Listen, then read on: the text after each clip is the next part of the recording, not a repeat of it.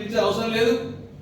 Almost ఆ living case విద్యాసాగర్తో పాటు అందరూ పిలవడం జరిగింది. రిపోర్ట్ ఇస్తామని చెప్పేసి ఇచ్చే సమయం లోపలే ఈ రేవంత్ రెడ్డి ప్రభుత్వం గట్టెత్తిస్తావు నువ్వు అని చెప్పి మళ్ళా 2 నెలలు నిన్న ఎక్స్టెండ్ చేసింది. నిన్న 19 తారీఖు నాడు మళ్ళా ఎక్స్టెండ్ చేసి వనమత్ కోసం ఇచ్చి ఇక వీళ్ళ పేర్లు కూడా నోటీస్ ఇచ్చేంజ్ చేసి ఒక రాజకీయ కక్ష సాధించలో భాగంగా ఇప్పుడు కమిషన్ జరిగింది. ఈ కమిషన్ అనేది రాజకీయ కక్షలో భాగంగా కేసీఆర్ గారి మీద విషం జీవితంలో భాగంగానే కావలసుకొని ఈ నెల ఇచ్చేది. ఇక మీకు ఎట్టి బస్సులో ఎవరు విలువ కమిషన్ రిపోర్ట్ ఇస్తాను మిలిమెంట్లో మళ్ళా వీళ్ళ ముగ్గురు రిపోర్ట్ ఇచ్చినట్టే నీ రాజకీయ కక్ష కాదా? ఇందులో కాదా? నిర్ణయాత్మక రిపోర్ట్ ఇచ్చేసిండ్రు, నోటీసులే రావు, ప్రెస్ రిలీజ్ చేసిండ్రు, నోటీసులు చేరకముందే సమాచారం చేరవేసేసిండ్రు. వీళ్ళందరికీ నోటీసులు అవుతున్నాయి. నోటీసులు అందకముందే ఈడ చెప్పింది. ఆ రోజు కూడా మేము కూడా చూడడం జరిగింది. మేము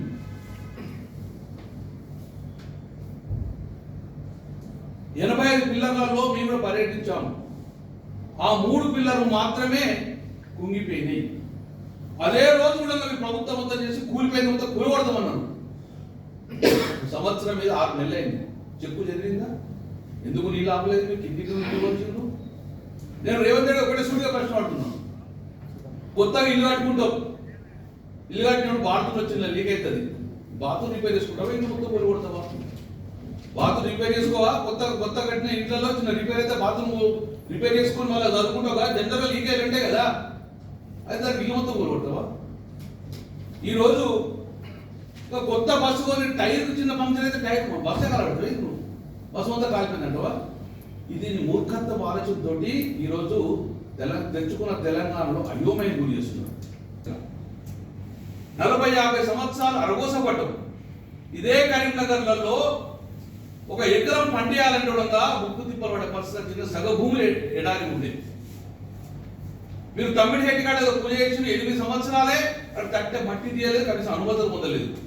నువ్వు తమ్మిడి హెట్టి గిట్ట నువ్వు కట్టితే ఈ కాళేశ్వరం ఎందుకు అడుగు? తెలంగాణ ఎడారి ఉన్నదనే కదా కేసీఆర్ ఆలోచన చేసుకొని ఈరోజు కాళేశ్వరం పాయ కట్టిండ్రు. కాళేశ్వరం పాయ కట్టినాక మొట్టమొదటిగా కరీంనగర్ జిల్లాలో భూమికి పంట వంటి వాస్తవం కాదా?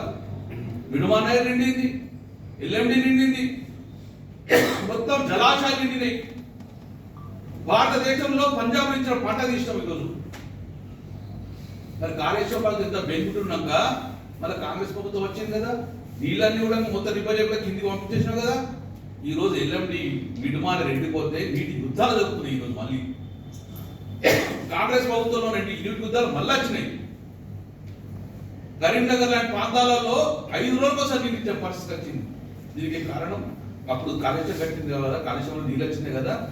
ఈ రోజు నీ ఫెయిల్యూర్ వలన 3 రిపేర్ చేయక సంవత్సరం నుంచి నీళ్ళు మొత్తం ఆంధ్ర ప్రాంతం ఓడ వలన వాళ్ళ తెలంగాణకు ఎండబెట్టుకున్న ప్రభుత్వం మీ మీద వేయాలి కమిషన్. నిన్నగాక మొన్న గుల్జార్ హౌస్ లో 17 మంది చనిపోయారు. ఒక్కసారి నాకు సీఎం గారు పోయి పరామర్శించారు, పోయారా? ఇది మీ యొక్క చరిత్ర. మా కేసీఆర్ గారు తెలంగాణ రాష్ట్ర సమాజం కోసము ఆయననే పెద్ద విజిలెన్స్ ఆఫీసర్గా అద్భుతంగా డిజైన్ చేసుకొని ఇక్కడ కరప్షన్ తావు లేకుండా మొబిలైజేషన్ అభ్యర్థి తీసేసిన ఘనత కేసీఆర్ గారిది. ఇవ్వకుండా కాళేశ్వరం ప్రాజెక్టు కడితే తెలంగాణ సమాజం కడితే ఇంత విషయం నింపుతున్నట్టు ఇది తెలంగాణ సమాజం మీద మీరు ఇచ్చే నోటీసుగా భావిస్తుంది.